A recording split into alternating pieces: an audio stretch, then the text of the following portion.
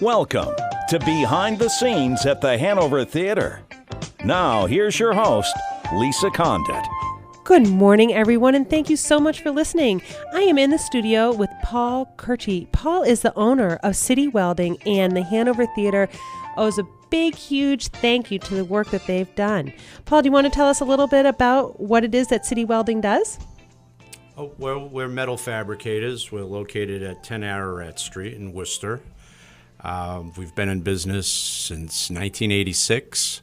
We were in the College Square area when we first started, and we had a relationship with the then Naughton Company, and we bought one of Naughton's properties, and we moved on up, hired some of Naughton employees.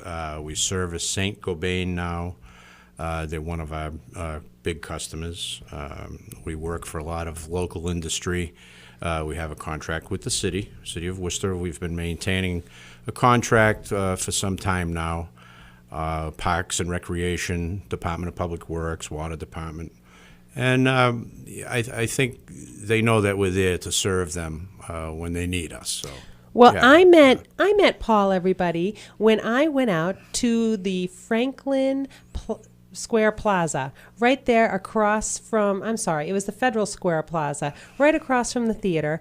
And his team, he had Mike and Anthony, who, by the way, is his grandnephew, out there helping to repair and install the cranes that were brutally vandalized and caused quite a stir right there around the Christmas season, again across the street from the Hanover Theater. As many of you know, we have a group of gardening volunteers that works really hard on the plaza, and many people read about the story in the Telegram and Gazette, Telegram.com, MassLive.com, and Paul, you stepped forward. What made you step forward? Well, I said, hey, those are my birds. Those are your birds. Yeah, we worked on the plaza many years ago, and the birds were broken once before. I don't know whether it was due to vandalism, but when I did see the article, it was online.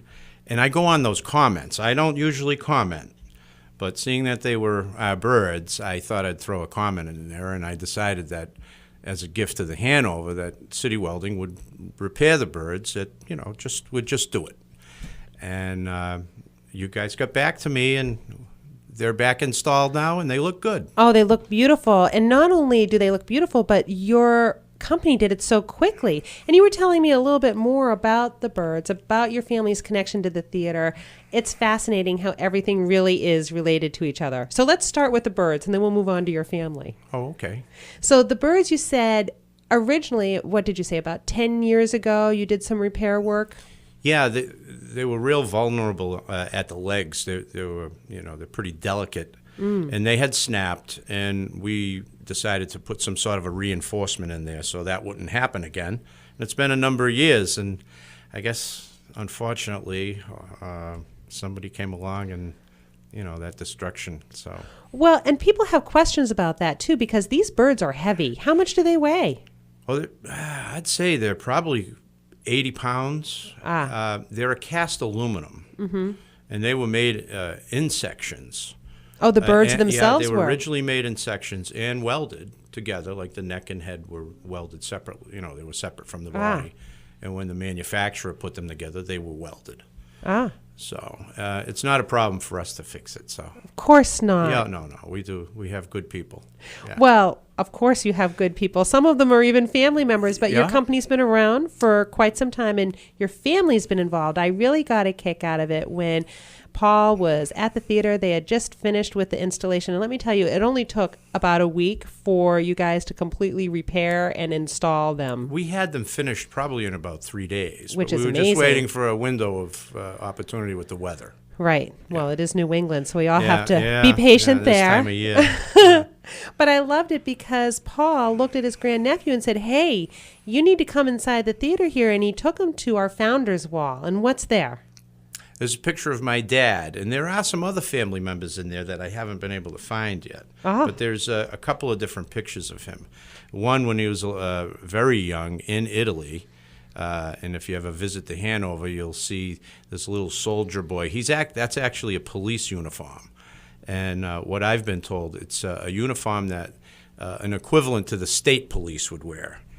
So I don't know. I think they just went to a portrait studio and he put that uniform on. But we still happen to have that uniform today. Isn't that amazing? Yeah, we do have it with the little sword, and we're missing the hat. We don't know what happened to the hat, but we do have the uniform. And one of my sons wants it. Of course he does. Yeah, he wants that. We're gonna shadow box it for him one of these days, and it'll be a good. It's been a keepsake, and hopefully it'll stay around for a lot longer. Oh, it's beautiful. So I'm just curious, did you know that your dad's photograph was going to be in the collage when we opened the theater, or did you just go in and you saw it and you couldn't even believe it? No, I didn't. Actually, I believe the architect Yep. went to local people, and I think this all derived from Mount Carmel Church. I do have a cousin that worked at the rectory, and she and some other people from the Shrewsbury Street area brought in a bunch of old photos, and my dad's picture happened to be in there, and I'm thrilled. I'm thrilled to have it there. Yeah. Well, and what's so nice is that photo collage is symbolic of many different things. It's symbolic of the time period when the theater really reopened as a renewed, beautiful theater in downtown Worcester, right in the early 1900s, right? So all those photos are supposed to be from that time period in downtown Worcester.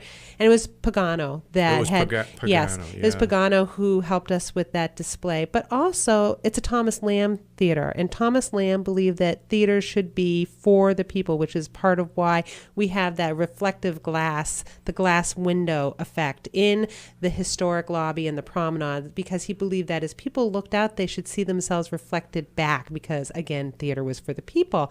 So I love the symbolism of here we are generations later, and you go into the theater and you see your people right there. It's amazing. It's amazing. It is amazing. It's wonderful. I hope there are other people in our community that can go in and enjoy it as much as I do. And you said that there were other family members that you were thinking are in there? Yeah, I have a relative that told me that I think my grandmother's in there somewhere, so I have to study it a little closer. Oh, how fun. But there's a few there's actually 4 duplicates of my dad on that wall, and I search them out every time I go in. So that's fun. Yeah. Well, it's interesting too, because 2 different people, like Jeannie Hubert, who many of you know through her involvement with the different chambers and Convention and Visitors Bureau, she said that her family store is in those pictures back in the day, and Joyce Kulhawick of the Boston Entertainment, her family's from Worcester too. She recognized pictures from that collage too. So that makes us feel really great. And it's really nice that we have supporters like you in the community who really take pride in not just the theater, but the surroundings. And you're willing to give your time, your treasure, and your talent to just make the world a better place. Yay. Thanks. Good for you. So if people are interested, or if they have some welding projects, because that might sound like a funny, but if you have, I would say, the walls, right? Or the fences. What are some of the projects? You name it. We have walk-in customers that are very welcome. I know we do industry, but we do have a lot of walk-ins. People smash their wheels on their cars, their aluminum wheels, we fix.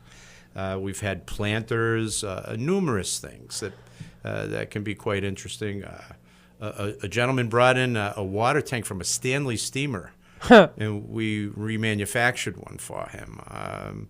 It's countless, the projects that we do. And your family has been in the welding business for a long time, you were telling me. Yes.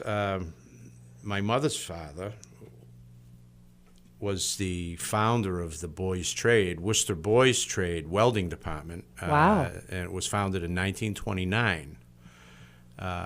My father was a welder at Morgan Construction. He didn't want me to be a welder. He wanted me to be an electrician. I did go to North High School, and after graduation, I went as a post-secondary student at Worcester Boys Trade. That's it's great. no longer called Worcester Boys No. Trade. So, but it was a good thing. It was good for me, and I fell into welding, and I liked it. Well, and obviously your company is very good at it. Yeah. So if people want more information, where can they find you? Oh, they can find us at 10 Ararat Street in Worcester. And I really appreciate this. This is free advertising. But yeah, we're at 10 Ararat, 853-6000. You can call 6 in the morning. We're there. Okay. Well, everybody, thanks again to Paul Curcci of City Welding. We appreciate, again, all the work that you've done free of charge for the beautiful repair of the cranes in our plaza across the street from the theater. Please check out our website, thehanovertheater.org. And everybody, we will see you at the theater. Just stay tuned for more behind the scenes after this quick break.